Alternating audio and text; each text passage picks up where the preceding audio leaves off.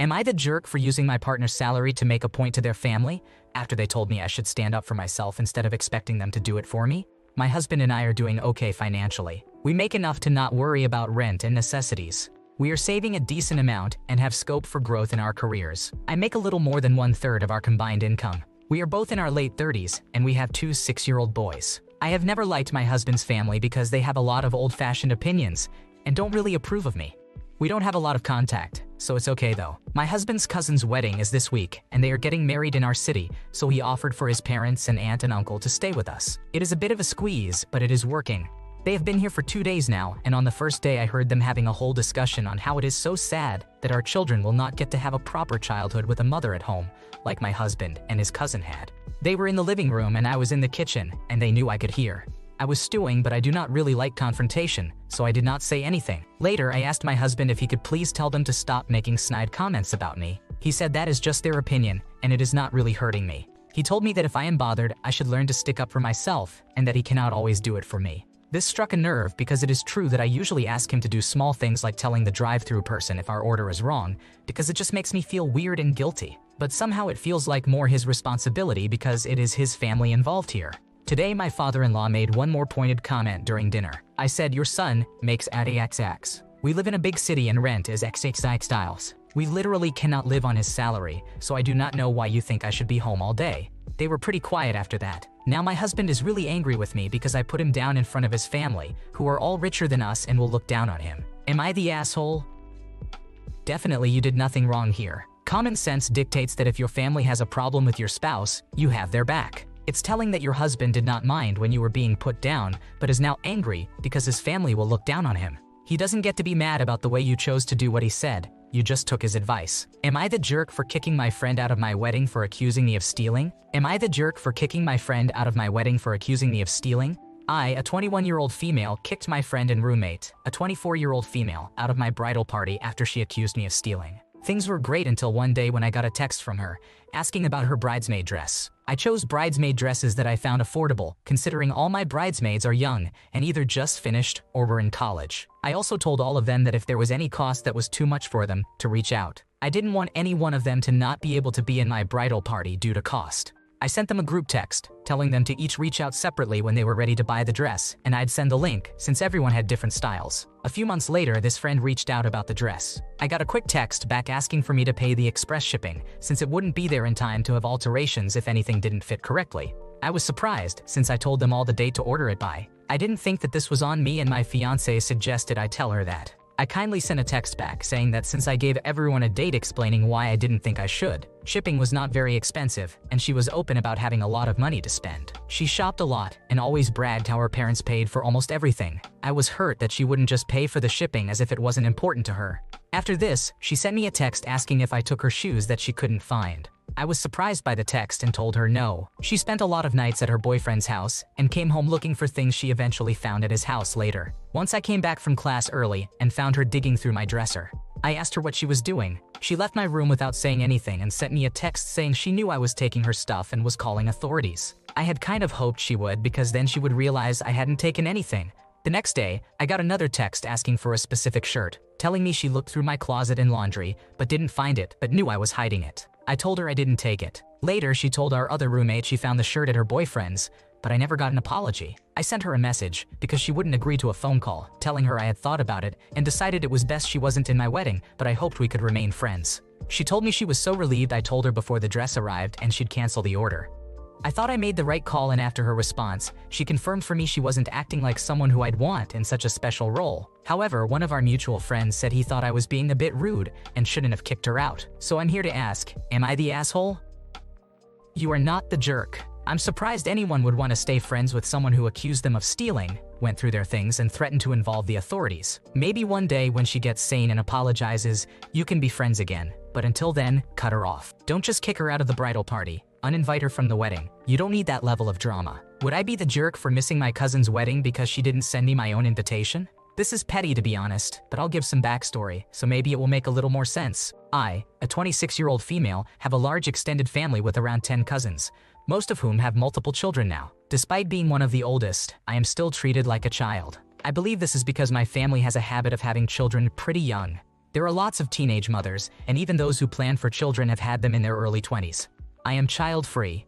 It irks me since I've always been pretty independent, and now that I'm approaching my late 20s and have been living on my own for nearly 6 years, you'd think I'd get a little respect as an adult, but apparently not. I live about 3 hours away from where the rest of my family does, and I'd been planning for months to visit for the Pride Parade held there. I live in a big city, and the one they do here is just too hectic, so I prefer to go to that one. I messaged my mom today asking when she's free, so I can figure out a good time to visit with her and my siblings. She tells me not to worry about seeing just them, that we'll be able to spend plenty of time together at my cousin's wedding on Saturday.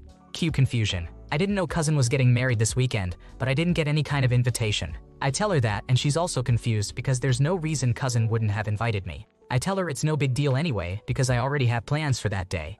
I guess she mentioned something to my aunt, cousin's mom, because she messaged me a few hours ago to tell me that I was invited, and that I was on my mom's invitation as in kids. I tell her that that's too bad because I already have plans for that night, and that if they had really wanted me to go, they should have sent me my own invitation. I am an adult and live 3 hours away, so of course, my mom isn't going to think I'm included in her and kids' invitation. I wasn't going to change my plans on a dime because of their short-sightedness. Apparently that makes me an asshole. I've been getting messages from family left and right telling me I should skip the parade, that my cousin's wedding is more important because it's a one-time thing, but they do the parade every year. I haven't prepared to go to a wedding at all.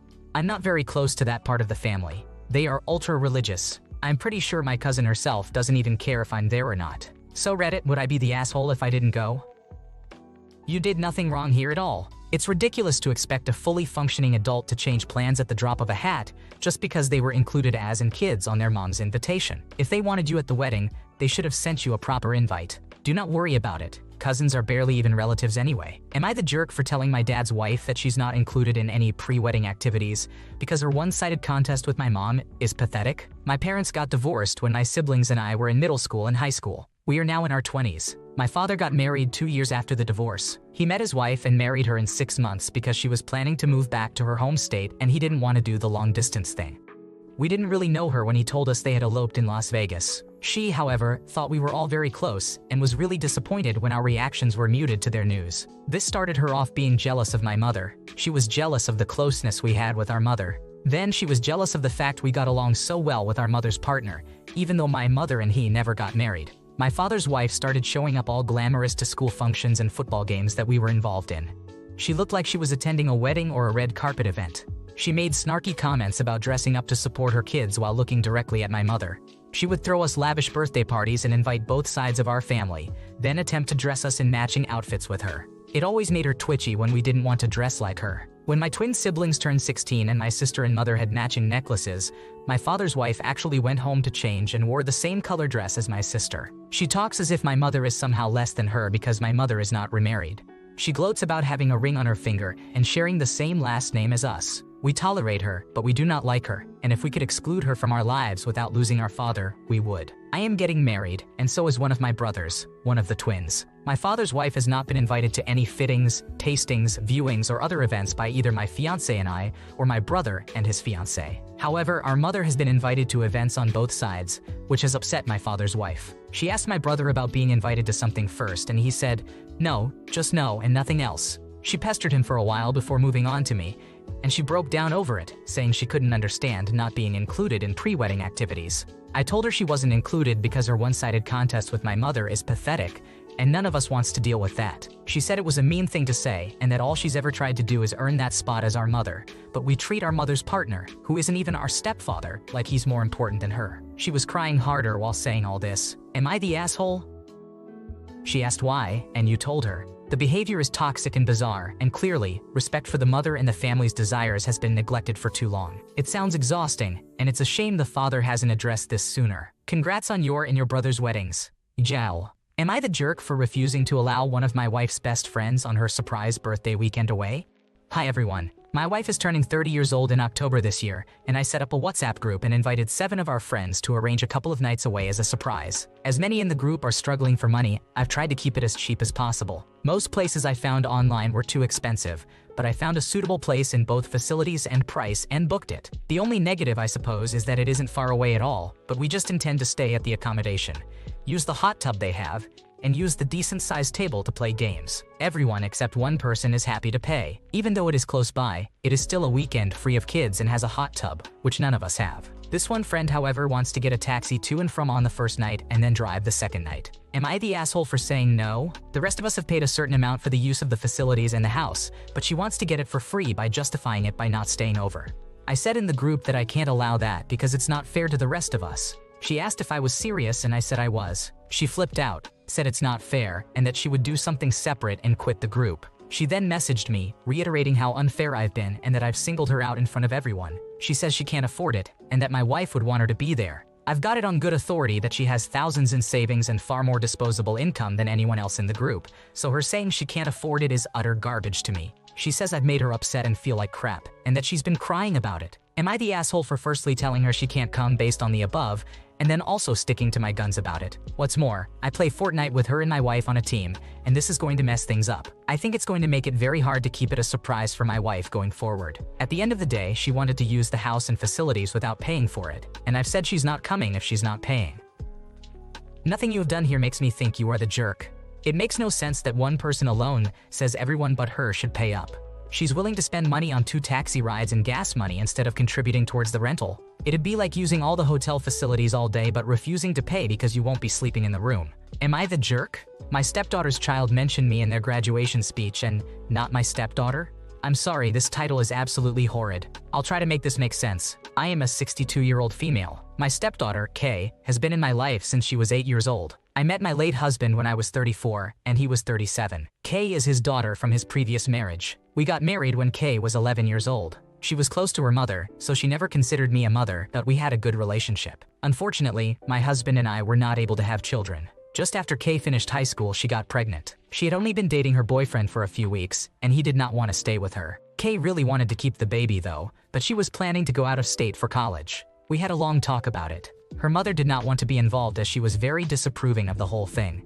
She was justifiably, I suppose, angry at Kay for making choices that could alter her future. Kay sort of pulled away from her after that. So I quit my job to raise her baby. HK decided to switch to a college closer to home so she could visit H every weekend. She called almost every day to see her. She was trying very hard to balance staying connected to her child and also setting up a decent future, but obviously, H was much closer to me. I was with her every day until she was 4 years old, and she only saw her mother once a week and on video call. I tried telling her that Kay was her mother and I was her grandmother. She did not call me mom, but she was closer to me. After college, Kay did a post-grad degree for 3 more years. Then she moved back to our city. She tried really hard to build a close relationship with H, but by that time, she was 7 years old. Even though they did become close, H would always sort of come to me first for things. Kay was sad about this, but we did not really talk about it. Eventually, Kay got married and H lives with them, but she visits me multiple times a week, and we text every day. Kay's dad also passed away, which was really hard for both of us.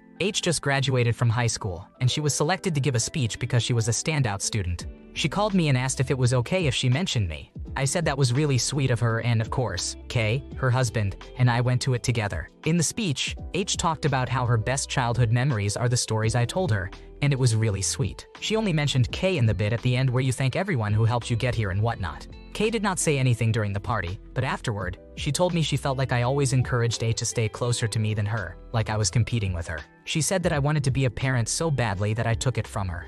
I just want some unbiased opinions. I think you are not in the wrong here. Your stepdaughter made the decision to let someone else raise her child while she was studying. You made an enormous effort to help by quitting your job and taking care of her kid, and your grandchild appreciates it, even if your stepdaughter doesn't. You hold a very special place in your grandchild's heart, and the speech just acknowledged that. Thanks for watching. When you subscribe, make sure to hit the bell to turn on notifications so you never miss a video. To finish listening to all the stories, check out the playlist in the description.